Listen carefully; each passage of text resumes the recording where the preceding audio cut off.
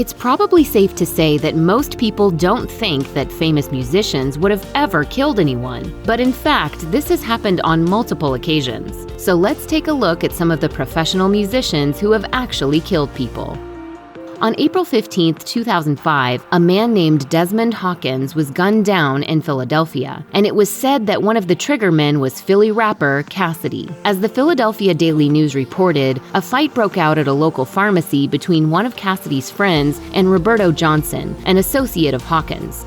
That led to Hawkins later going to Cassidy's house with a group of men for some payback, but their van was met with gunfire before they were able to leave. Cassidy was accused of shooting into the van with others, and he was eventually charged with murder, attempted murder, aggravated assault, conspiracy, and weapons possession, as well as reckless endangerment. The rapper turned himself in to Philadelphia police on June 17th. Then, on January 24, 2006, he was found guilty of involuntary manslaughter. He was given an 11.5 to 23-month sentence, plus 10 years of probation. At the time, Cassidy had already been locked up for 7 months, which was credited toward his sentence.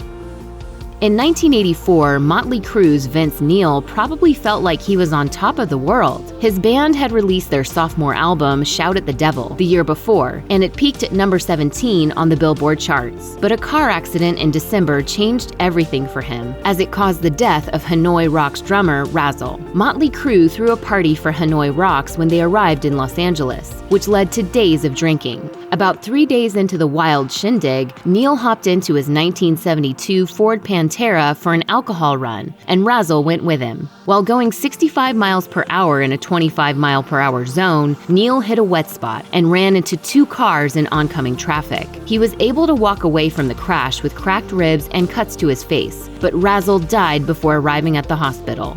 Neil was charged with drunk driving as well as vehicular manslaughter, and his punishment included a 20-day jail sentence. He also had to pay $2.6 million to others injured in the crash and complete 200 hours of community service. As he admitted to Blender in 2005, "I should have gone to prison. We just thought we could do anything." On May 10, 2005, Atlanta rapper Gucci Mane, real name Roderick Davis, visited a female friend's apartment in Decatur, Georgia. The night ended in violence, as a man named Henry Lee Clark III was shot dead. Davis was then accused of pulling the trigger, which he didn't deny. He was indicted on murder charges, which were later dropped. That's because prosecutors lacked the proper evidence to disprove Davis's claim that he was acting in self-defense. According to the rapper's attorney, Dennis Scheib, 5 men burst into the apartment with guns drawn and assaulted Davis while threatening to shoot him. A witness who was outside during the incident said that he saw the men burst into the apartment and then run out. The wounded Clark then ran into the woods, where his body was eventually found. As Scheib put it, it was going to be either a robbery, an aggravated assault, or a murder. Gucci Mane had a right to defend himself. It was also revealed that Clark was a friend of Gucci Mane's longtime rival, Atlanta rapper Jeezy, who denied sending Clark to rob Gucci. As Jeezy told Genius in 2015, "Lord knows I would never send homie on no dummy mission. I got too much love." From the outside looking in, things appeared to be peachy keen for Harlem rapper Travell Coleman, otherwise known as G-Dep. He'd been signed to Bad Boy Records, and his song Special Delivery had peaked at number 7 on Billboard's Hot 100. But Coleman was far from happy, and it had nothing to do with the pressures of fame. Rather, it was because he felt a tremendous amount of guilt for shooting and killing a man named John Hinkle in 1993 in New York City, when Coleman was 18 years old. So in 2010, when he was 37, Coleman walked into a New York police station and confessed. Coleman explained why he decided to turn himself in during a 2013 interview with ABC News. As he put it, "I think I was just at a point where enough is enough. It never went away, me thinking about it. So it was like I had to do something about it. It seemed like it just wasn't fair for me to be happy. I used to curb my happiness, you know? Like just, wait a minute, I'm smiling too much. I'm laughing too much." On May 8, 2012, Coleman received a prison sentence of 15 years to life. If you had it to do over again, knowing that you would go to jail for a long time, would you still confess? I would do it again. On April 13, 2009, music producer Phil Spector was found guilty of murdering 40-year-old actor Lana Clarkson at his home in Alhambra, California in 2003. He received a prison sentence of 19 years to life. The verdict came down after Spector's second trial, as the first one in 2007 resulted in a mistrial. Clarkson, who appeared in movies like Fast Times at Ridgemont High and Scarface, was found dead in a chair in the foyer of Spector's home. During the 2007 trial, Spector's legal team claimed that Clarkson was upset at not being a more in-demand actor and grabbed Spector's gun to kill herself. But the district attorney said that this didn't make sense, as Clarkson went shopping with her mother on the day that she was killed and bought 8 pairs of shoes. The DA believed that no one would make such a purchase if they were planning to kill themselves later that night. Spector also said that Clarkson was killed after grabbing his gun and putting it in her mouth. But Spector's driver that night, who called 911, said that he saw the producer run out the back door of his house and say, "I think I killed someone." Spector passed away from COVID-19 complications on January 16, 2021, at the age of 81.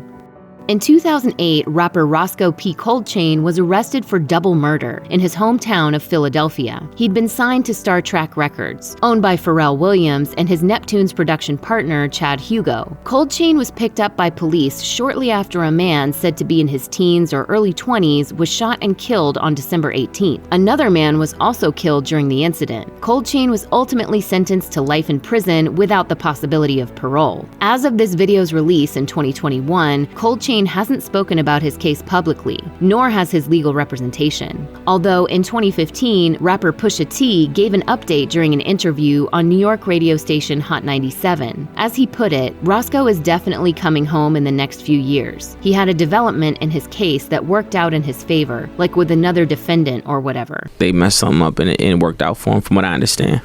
When rapper Chi Ali released his single Age Ain't Nothing But a Number in 1992, he was often seen on TV because the video was pretty popular. Years later, he would be seen on TV once again, but this time on America's Most Wanted. That was because on January 14th, 2000 in the Bronx, he shot and killed a man named Sean Raymond, who was the brother of Chi Ali's girlfriend at the time. They had an argument about $300 and a bunch of CDs. Raymond admitted to stealing 60 of those CDs because Chi Ali supposedly owed him money. The two men eventually got into a fight, and Chi Ali shot Raymond 5 times in the chest. The rapper then took off and left New York after being charged with second-degree murder, illegal firearm use, assault, reckless endangerment, and criminal possession of a weapon. He was then arrested in the Bronx on March 5, 2001 for marijuana possession and criminal possession of a weapon. He was also booked for the shooting. Ali was eventually sentenced to 14 years and got out after 12.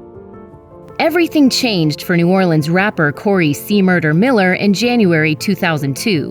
That was when 16-year-old Steve Thomas was shot and killed at the Platinum Club in Harvey, Louisiana, and Miller was accused of pulling the trigger. Miller was ultimately convicted of the crime on September 30th, 2003, though the verdict was tossed out because 2 of the prosecutor's main witnesses had criminal rap sheets, which was never communicated during the trial. Another trial commenced in 2009, with Miller found guilty of second-degree murder and given a life sentence. Thomas was reportedly in a rap battle on that deadly night. He bumped into one of Miller's friends and a fight broke out, which allegedly led to Miller firing a gun. But in 2018, Kenneth Jordan, one of the prosecutor's key witnesses, said in a sworn statement that investigators at the Jefferson Parish Sheriff's Office forced him to lie under oath, and that if he didn't, they'd arrest him for some trumped-up charge in the future. 6 days later, a second witness named Darnell Jordan, who was a bouncer at the Platinum Club, also recanted his statement and said that he was tricked into naming Miller as the shooter. In August 2020, Kim Kardashian tweeted that she'd been working with R&B singer Monica, Miller's ex-girlfriend, to help free him, meaning that Miller might not be featured in future versions of this video.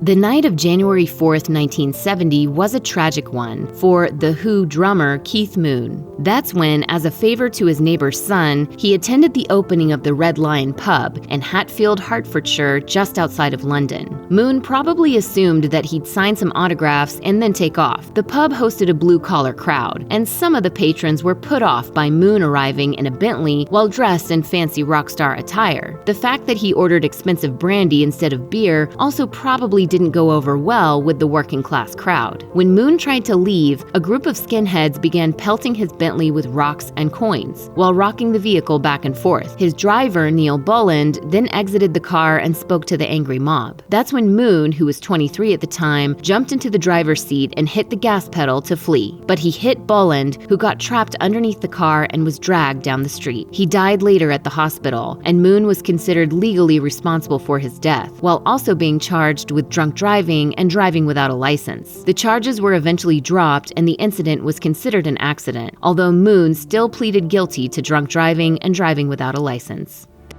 On one day in 2017, Nathaniel Glover, also known as the Kidd Creole of Grandmaster Flash and the Furious Five, was allegedly seen on surveillance video stabbing a homeless man named John Jolly in New York City. Glover was on his way to his security guard job when Jolly approached him on Manhattan's East 44th Street. Jolly asked him, "What's up?" which Glover reportedly interpreted as a come on. After walking away, the rapper circled back, and Jolly began speaking to him aggressively. That's when Glover stabbed him twice in the chest with a steak knife, believing that he was about to be robbed. As of this video's release in 2021, Glover hasn't been tried. He's being held at the Vernon C. Bain Correctional Center in the Bronx, New York. According to Glover, he was merely acting in self-defense, and the incident had nothing to do with being propositioned. As he explained to The Source, "Now I'm fighting the image that they portrayed me as a person who's intolerant of people with alternative lifestyles, and that's not true. I regret that this incident happened. I never intended on hurting him. It would have been better for me if he would have just left me alone, but he scared me and I was just trying to defend myself."